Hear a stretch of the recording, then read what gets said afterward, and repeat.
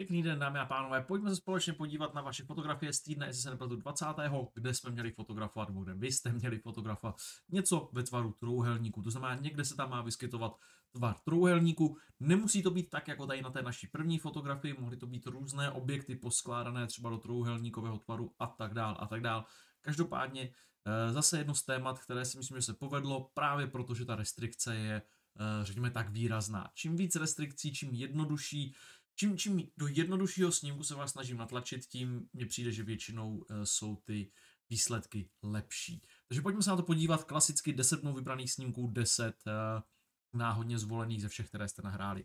První snímek je tady tahle z toho použití nějaké, řekněme, selektivní barvy, to znamená jediná barva, kterou vidíme, je ta žlutá, i když tady máme i trošku té červené v nápisu, ale všechno ostatní je desaturováno vlastně tak, že z toho máme pouze černobílou. Zajímalo by mě, jestli tady taky třeba prosvítala nějaká barva, nebo jestli opravdu ta cedulka je tak nějak, řekněme, zachována, jestli tady třeba byla nějaká modrá toho plechu nebo něco takového.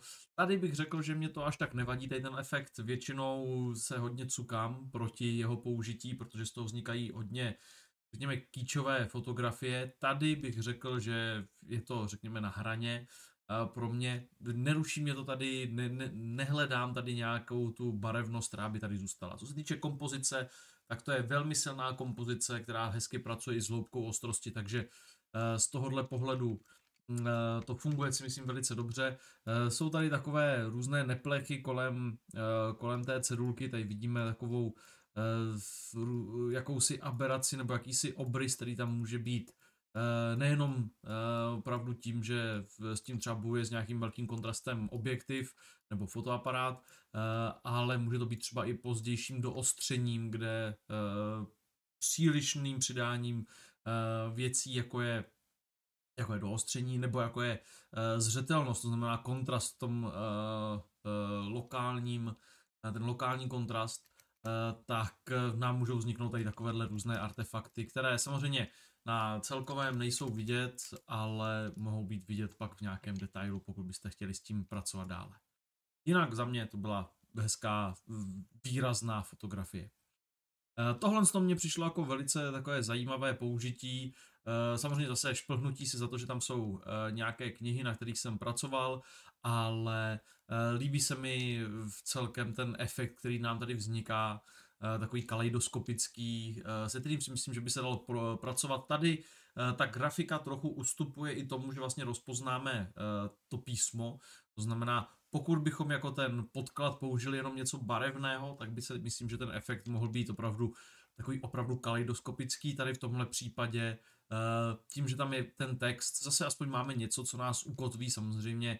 Pokud bychom chtěli, aby to byla echt fotografie, aby to byla opravdu snímek, tak bychom zvolili to pozadí nějaké jiné, nějaké víc grafické, řekněme. Tady zase hezké použití trojúhelníku. Co tady je, řekněme, zajímavé na té fotografii, tak my když se podíváme na histogram, tak vidíte, že tady je, ten histogram je roztažený od okraje po okraj. Tady myslím si, že to chtělo trošku líp pracovat s tím světlem. Samozřejmě, nepředpokládám, že to je kulečníkový stůl, který máte doma, který by bylo možné si tam dát na něj velký softbox nebo něco takového, asi jste někde venku, kde se to fotí, možná i z ruky na nějaké menší zařízení. Každopádně to, co nám tady dělají pak ty odlesky, tak je to hodně zářivé, tady ta středová část, ale už nemůžeme jakoby víc podexponovat, protože tady zase v pozadí už jdeme hodně do stínu. Takže co se s tím dá dělat? Dá se s tím dělat například to, že se to dá vyfotit jako HDR, které, my tam ty odlesky, nejde o ty odlesky, jo, jenom, nebo částečně. Jde nám o to, že se nám tady pak vytrácí kresba v některých těch velkých plochách, řekněme, takže tady bychom chtěli víc detailů. A my ty odlesky nebudeme schopni nikdy eliminovat úplně, protože to je prostě zářivý bod, což, jak říkám, nevadí, jenom chceme více detailů a mít možnost trošku líp pracovat tady s tou oblastí. Takže já bych tady navrhoval možná fotit jako HDR, pak to spojit, ať dostaneme víc dat, se kterými jsme schopni pracovat a poté trochu pomocí postprodukce lépe zapracovat. Já tady nechci do toho moc sahat, ale trochu ty koule třeba by se mi líbily, něco takového. Ještě bych si tady pohrál trochu možná i s barevností, která vidíte, že to není úplně asi tam, kde bychom chtěli. Bychom měli takové živé ty barvy, takže možná i trochu s barevností, ale koule bych chtěl, řekněme, někde tady, ale to už je zase hodně tmavé pro ten zbytek té fotografie. Takže trochu si s tím víc pohrát, myslím si, že ten nápad tady je dobrý, nebo ta kompozice, je to jednoduché, silné, ale chtělo by to trochu si s tím pohrát v počítači a získat víc možností si s tím hrát v počítači právě u ocení třeba přes nějaké HD. Tohle za mě velmi dobrý nápad, hezká, čistá fotografie, fotografováno proti tomu bílému podkladu. To si myslím, že tady funguje velmi dobře, že ho máme fakt takovou pak výraznou fotografii s výraznými liniemi. Kdybych měl něco vypíchnout, víte, že já se snažím vždycky říct něco pozitivního, něco negativního. Asi bych chtěl, abych tady proti tomu hlavnímu středu byl opravdu přímo proti středu. To znamená, nechci vidět vlastně tady tuhle kartu do hloubky vůbec. Tady bych chtěl, aby to bylo prostě jenom černé X, aby to byla prostě jenom černá linie bez toho, abych viděl hloubku té karty, tak jak tady vidíme. Takže tady o malinko, možná jenom o půl centimetru se posunout směrem doleva oproti té scéně, abych fotografoval víc přímo proti tomu X a měl opravdu čisté to X uprostřed. Ale jinak velmi, velmi dobrá práce. Hezká fotografie, dobrý nápad. Tady máme další X, zase jednoduchá práce, jednoduchá kompozice, jednoduchá fotografie. To k ní říct, já mám rád, když ty černoje jsou ještě trochu víc agresivnější, takže zase tady otevřu křivky, já bych to ještě víc zkontrastnil, aby to bylo opravdu, řekněme, údernější, ale není nic špatného na tom držet tu křivku hodně uprostřed. Já mám raději opravdu, když je to víc, spíš takové údolíčko, než když je to uprostřed taková hora v těch šedých kanálech. Ale jak říkám, tohle je už pak na každém. Samozřejmě já tady nemůžu s tím postprocesem zase vyvádět nějaké velké divočiny, protože pracuji s fotografiemi, které jsou stáhnuté z Facebooku, takže tam je to trošku složitější s kvalitou. Tak, tohle je snímek, který je zajímavý. V té barvě si myslím, že funguje. Co bych zkusil, pokud bychom pracovali s tím opravdu v té barvě, tak jak s tím tady autor pracuje, zkusil bych výrazně delší expoziční čas. To je první věc. Případně, abychom eliminovali aspoň trošku toho dalšího, tady ten rožek je takový další prvek, možná nějaký výřez tady tohohle z toho typu, nebo pokud bychom nutně nemuseli držet formát, tak nějaký výřez, tady budeme úplně natěsno, nějakého tady takovéhleho typu, ale co si myslím, že by mohlo být zajímavější je buď rozbít vlastně ještě víc to, co se tady odehrává nějakým delším expozičním časem, to znamená tu tramvaj tam rozmáznout lehce, anebo v tomhle případě, a to by mohlo fungovat hezky, protože tady máme hezký barevný kontrast té červené proti té zelené, takže to si myslím, že by fungovalo velice dobře, anebo v tomhle případě si myslím, že by klidně mohla fungovat dobře i právě ten převod do černobílé nějakým způsobem a opravdu zase přidat ten kontrast, ať je to úderné, ale myslím, že ten expoziční čas by byl určitě lepší varianta. No, to znamená zkusit tady rozmáznout, udělat z toho fakt zase grafickou záležitost. Grafickou záležitost, jakou máme tady na dalším snímku, tohle jako je velice hezký snímek z Možná, že tam je dokonce více snímků. Samo o sobě je to, řekl bych, spíš zajímavé, než že by to samozřejmě bylo nějak jako úžasná fotografie. Líbí se mi ten převod do černobíle, který zase eliminuje tu komplexitu a zjednodušuje ten snímek. Myslím si, že tady je určitě někde fotografie, ta koruna stromů proti tomu umění. Myslím si, že možná tady je někde fotografie další, která by zase dala do takové juxtapozice trošku tady tyhle ty linie s těmi sloupy, každé trošku jiné umění, každé vypovídající o té době, ve které vzniklo. Takhle dohromady už se tady toho možná odehrává dost. Dalo by se tady polemizovat s nějakým jenom takovýmhle ořezem. Mně tady ten celkový snímek jako nepřijde vlastně v ničem špatně.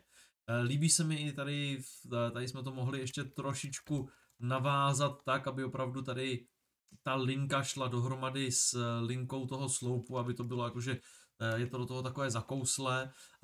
Dalo by se s tím trošku víc pohrát, myslím si, že se tady dá najít spousta zajímavých kompozic na tom místě. Jako celek ruší mě tam trochu ty budovy vzadu, které zase myslím, že by se daly eliminovat nějakým posunutím, postavením toho fotografa. A já bych ho chtěl mít strašně rád, jenom vlastně dokud tam není ten kontrast, nebo ta juxtapozice úplně jako vmetená do tváře, prostě, že to je fakt o tady tomhle z tom kontrastu, prostě tyhle sloupy proti těmhle sloupům, tak na tom snímku se toho odehrává paradoxně pro mě možná až moc tady, že se tady děje vlastně hodně věcí, já nevím, na co se mám zaměřit a najednou to ztrácí ten hlavní jakoby tu hlavní myšlenku, kterou bych tam chtěl najít a najednou je to do určité míry pouze fotografie tady tohohle z toho uměleckého díla v nějaké scéně zasazené.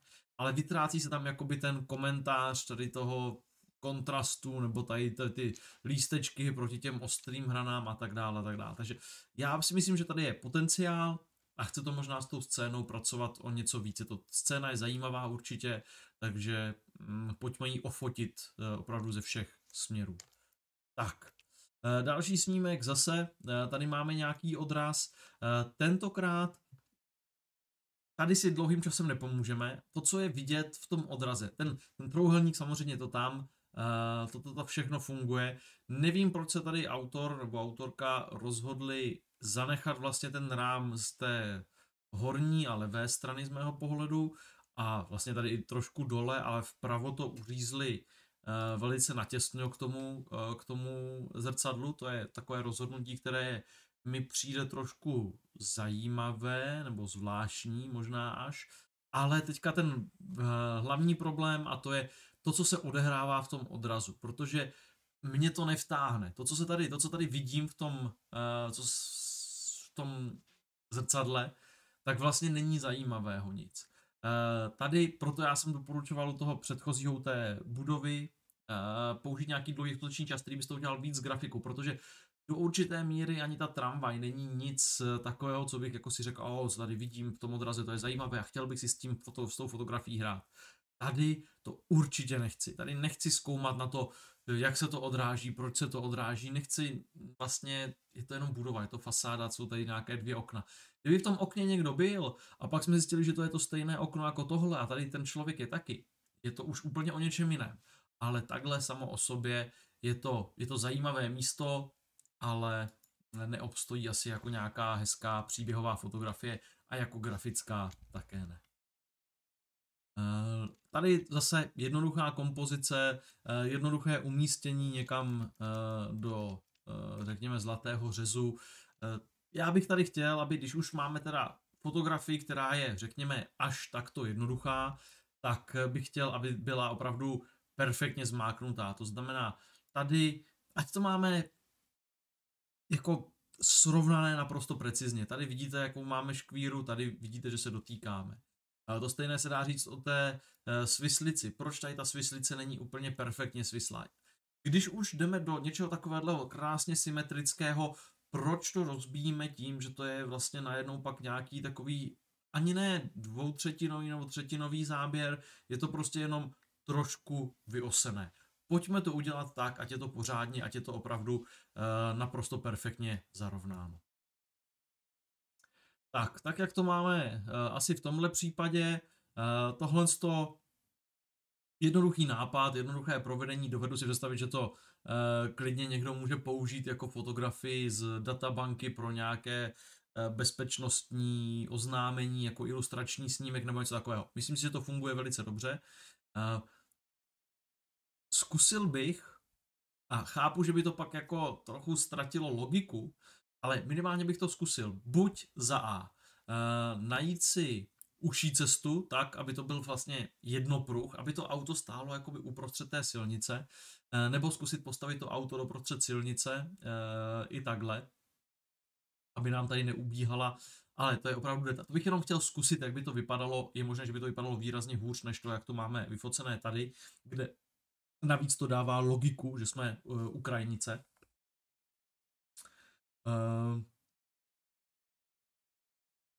Co dál? Logiku pak už těžko říct, že si dává i to, že vlastně máme ten, když už jsem se zapustil do té logiky, tak teďka máme ten trojúhelník před vozidlem, takže ale to je do určité míry irrelevantní. Mně se to jinak celkem líbí, škoda zase, že se nepodařilo třeba najít oblast, kde by byly ta žlutá mrcha tady rostla i na té druhé straně, ta řepka, už jsem si vzpomněl, že by rostla i tady, protože tady máme takové smutnější to políčko, ale jinak ty barvy si myslím, že vyšly dobře, hezká zelená, hezká modrá, výrazná červená, takže z toho hlediska já si myslím, že funkční naprosto a jak říkám, dovedu si představit, že to někdo použije jako ilustrační fotografii opravdu k nějakému hlášení o nehodovosti na silnicích nebo něco takového, protože to má velice silnou vypovídací hodnotu, je to úderné, je to fotografie, na kterou se podívám a během chvilky je mi jasné, co se tam odehrává a v tomhle tom samozřejmě i to rámování pomáhá. Takže z tohohle hlediska je to velice dobrá práce, jenom chtěl bych zkusit, jak by to vypadalo v jiných trošku podmínkách. Tak tady nám taky vznikají trojúhelníky, i když je máme zakruhovány. Toto je celkem jednoduchá, celkem čistá fotografie. Já vždycky říkám fotografovat cokoliv, co má nějaké odlesky, nějaké odrazy v sobě, tak je cesta do pekel, protože tam pak vidíte úplně všechno. Jako třeba tady tu linii těch oken. Mně se líbí, co tady se vytváří na tom kromovaném nebo na tom kovovém povrchu, tady ten hlavní odles, který nám tady dělá buď ten softbox nebo okno zadělané nějakou průhlednou něčím. To si myslím, že je perfektní, hezky pohlídané, hezky nasvícené, aby nám to vytvořilo tady ten trojúhelník, ten efekt těch přesýpacích hodin. Dobrá práce. Problém je, že pokud nejste úplně v zatemněném studiu nebo někde, tak se tam promítnou i všechny ostatní světelné zdroje, které jsou pak v tom skleněném povrchu vidět, které, kdyby se nám podařilo eliminovat, tak by to bylo naprosto perfektní, čistá, hezká fotografie. Takhle, bohužel, vzít to do sklepa, zakrýt všechna okna, použít jenom jeden ten světelný zdroj a dostaneme krásnou produktovou fotografii. Zase jednoduchý nápad, jednoduché provedení, když už takhle pracujete zase s jednoduchým snímkem, pojďme prostě si dát ten čas těch 3 kliknutí na to, aby jsme se zbavili tady z těch různých nepěkných, ještě tady v okraji toho snímku, různých nepěkných věcí, které tady do něj zasahují. Je to fakt otázka toho, že si sednete s tou originální fotografií na dalších, já nevím kolik, 10 vteřin, no dobře, ať nežeru, 2 minuty, kdyby to trvalo, a můžete se zbavit všech tady z těch drobných, nehezkých prvků, které do ní lezou. Takže dejte si tu práci, ty fotografie dotáhnout. Je to opravdu obrovský rozdíl pak mezi tím výsledkem, který je dobrý, a výsledkem, který lidé řeknou, to je hezká fotka. Tak, toto si myslím, že je hezká fotografie, je to příjemná grafická záležitost, symetrická, v tomhle případě velice hezky. tady těžko říct, co vytknout, pardon. Líbí se mi i ty jemné přechody, které tady máme, a tím, že je to taková relativně čistá grafická záležitost, zase dovedu si představit, pokud uděláte dalších 10 v takovýchhle podobných fotografií nějakého kola, tak si to dovedu klidně představit v chodbě buď výrobce, nějakých kovových dílů, nebo v nějakém obchodě, kdekoliv na stěnách jako dekoraci. Protože je to zajímavé, je to líbivé, je to čisté. Dobrá práce. Tak to stejné tady, pokud se to opravdu stalo a není to montáž, se podívat, když ne, že by to šlo poznat. Máme tady trošku takovou modrou aberaci, kterou tady nevidím nikde jinde, každopádně. Takže je otázka, jak moc je to reálné, jak moc je to dodělané, hlavně i tím, že to je celé ta fotografie převedená do černobíle, ale pak tady máme jakýsi náznak modré, tak samozřejmě to v člověku nutí se ho zeptat na otázku, kdy ten převod do černobílé téhle z té části probíhal a proč není aplikován i na ty obrysy toho letadýrka. Každopádně není to nic proti ničemu, pokud upravujete fotografie. Tady tohle je samozřejmě taková líbivá instagramová fotka, dalo by se říct. Velmi silná kompozice, trouhelníky tady samozřejmě máme jich tady plnou, celou řadu. A já proti tomu asi tady není nic moc co vytknout. Možná by se dalo pohrát trochu víc s tou oblohou, vytáhnout z ní trochu víc detailů, aby byla zajímavější, ne samozřejmě na úkor tady z těch kamenů, takže možná za mě, ale to je spíš takové, že je to můj víc styl, který se mi líbí, vytáhnout z té oblohy opravdu detaily. Tady tohle jinak je čisté, je dobré, je funkční. Na Instagramu to bude válet takovýhle snímek. Bez ohledu na to, jestli je pravý nebo upravený. To už nechám na každé. Tak, tady máme nějaké další trouhelníky. Zase pozor při nějakých fotomontážích nebo takových věcech, i když těžko říct, jak jsme tady na tom s tím skládáním na různé obrysy, protože ano, tady sice odlesk být určitě může, tady pak je otázka, jestli je to odlesk nebo je to jenom zbytek nějaké světlé oblohy, která byla za tím původním objektem. Každopádně je to, řekněme, zajímavá fotografie nebo zajímavá grafická záležitost. To je asi tak všechno, protože máme tady nějaké ještě takové nepříjemné efekty, které se nám semka vecpou. Je to spíš možná se do nějaké série něco takového, než fotografie, která by byla schopná upoutat mě na první dobrou.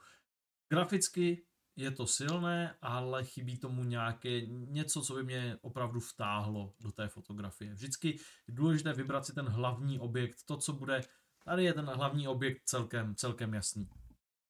Tohle já chápu, proč ta fotografie vznikla, že to je spíš taková úsměvná fotka, kde tady ten člověk kopíruje prostě ten stativ a tak dál, ale a chápu, že je také opravdu velkým přiblížením pravděpodobně.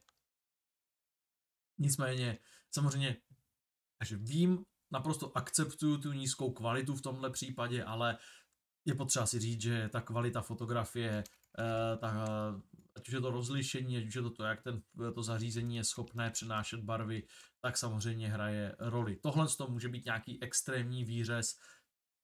Rozumím tomu, proč to tak je, ale je potřeba si říct, protože my ten kontext nemáme k tomu tady v tomhle případě, nebo já ani nechci ten kontext, já vždycky chci pouze tu čistou fotografii, protože pokud u té fotografie musíte mít popisek, co se tam vlastně děje, tak pro mě to najednou začíná ztrácet trošku ta fotografie, takový svůj šmrnc a tu údernost. Ty správné žurnalistické, jakékoliv fotografie by měly být jenom o tom médiu, které je zachycené. Samozřejmě některé tím kontextem můžou získat na váze, když řeknete, že to je poslední fotografie tohohle člověka, myslím tady tohodle, ale nějakého člověka někde, tak samozřejmě to získá nějakou větší hodnotu, ale čistě aspoň vizuálně a tak by to mělo obstát samo o sobě. Takže toto je to dobré, je to vtipné, ale je potřeba si k tomu říct, že musíme brát v potaz, že pokud by to mělo vzniknout jako plnohodnotný snímek, ta kvalita tam nebude. Tak, tady další snímek. Celkem se mně líbí ta práce s těmi dvěma trouhelníky, které jdou proti sobě tady. To si myslím, že je vtipné, dobré oko autora nebo autorky. Líbí se mi zase v tomhle případě i ta výrazná žlutá, které tady ještě pomáhá trošku tady té žluté omotávky. Takže v tomhle případě je to fajn, kdyby tady lezla nějaká třeba zelená ještě nebo něco takového, tak už by to mohlo být rušivé. To, že se tady držíme v podstatě jenom té žluté barvy, jsou tady nějaké náznaky modré, která je ale v podstatě téměř černá. Takže toto všechno funguje dobře. Možná zase bych tady chtěl... Já chápu, že ten trouhelník je vlastně jakoby tady a jde až do okraje a tady jdeme taky do okraje. Já bych tady možná dal trošku víc prostoru a soustředil bych se spíš na to, abych měl ve stejných místech oproti středu postavené ty vrcholy. To znamená, pokud ten střed té fotografie máme někde tady, řekněme, tak bych chtěl, aby tyhle vzdálenosti byly stejné. To znamená, aby pokud ten střed by byl tady, tak tenhle, aby byl někde tady, řekněme, střílím to od boku. No, ale pohlídal bych si spíš tady tohle, aby jsme měli takovou hezkou symetrickou grafiku.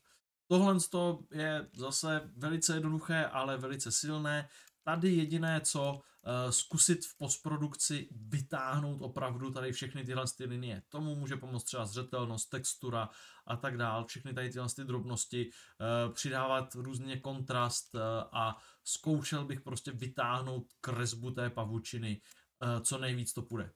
Ještě lepší počkat si, až bude zataženo, tím se zbavíme tady těch světlých ploch, takže uvidíme tu pavučinu i proti tomu teď světlému, takže to je další důležitá věc, počkat si, až bude trošku zataženo, a když bude zataženo, možná počkat si, až třeba bude i vlhko, bude po dešti a třeba na té pavučince budou i nějaké krásné kapičky, které pak budeme moct zachytit a bude to zase o kus dál. Ale co se dá udělat teďka, tak je určitě vytáhnout tady tyhle jednotlivé linky tak, aby jsme je viděli výrazně. Tohle je zajímavá fotografie pro mě, protože ano, jsou tady perfektní trouhelníky. Na druhou stranu, myslím si, že to je trochu zabité, ta scéna. Je to foceno z výšky člověka. Kdyby tady šel autor níž, tady máme úplně krásný ten odraz na dlažbě, nebo ne na dlažbě, ale na tom asfaltu, na té cestě, na tom parkovišti. Kdyby šel níž, mohli jsme z toho udělat krásnou symetrickou fotografii. Tohle na to místo, na které se nacházíte, na to, jaký má potenciál, tak je ta fotografie taková nevyužitá, nebo ta scéna je taková nevyužitá. Tady se s tím dalo pracovat určitě mnohem lépe, než jenom vyfotit takový v uvozovkách cvak z výše toho člověka.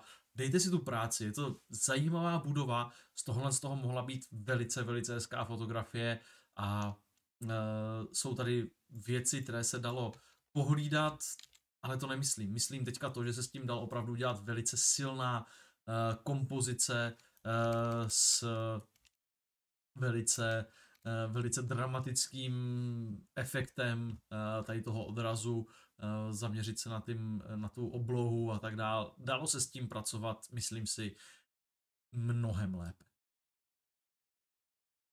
Tak a tady máme poslední snímek dnešního dne. Zase zakončíme to černobílou fotografií, kterou bych zase viděl rád trošku ještě dramatičtější, než jaká je, ale to jsem fakt já, který má rád ty dramatické záběry.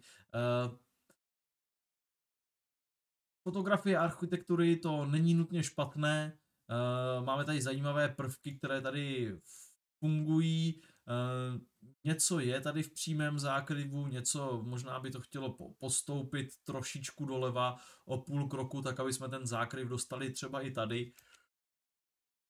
Není to špatné, je tady zajímavé, samozřejmě trojúhelník je splněný a tak dále. Možná tady jít do nějakých větších detailů, kde pak neukážeme vlastně zase až tolik toho, protože tady tohle může být architektonicky zajímavá budova, kterou kdybychom ukázali celou, tak si myslím, že by to klidně mohlo fungovat, a nebo jít na takové větší detaily, kde třeba budeme porovnávat pouze opravdu dvě nějaké oblasti, to znamená tady nějaké víc grafické záležitosti. Toto je takový polocelek, který v tomhle případě vlastně není ani ten, neříkám, že to je špatně, jenom to není úplně 100% za mě a není to ani ta super grafická záležitost, která si myslím, že by tady někde mohla jako zajímavě vznikat, a není to zároveň ani ten celek, abych viděl vlastně celou tu architekturu, tak jak je to všechno pospojované a napojené. Je to takový polocelek a víte, jak to je. Když se vydáte tou střední cestou, tak občas to není ani jeden z těch zajímavých extrémů. Takže tolik tomu, tolik vašim trojúhelníkům. Jak říkám, byl jsem takový, možná to vyznělo kriticky, ale myslím, že to byly jedny z těch nejlepších, nejčistších a nejzajímavějších fotografií, o kterých jsme se tady letos povídali, takže jen tak dál a pojďme se vidět u dalšího zadání nebo hodnocení.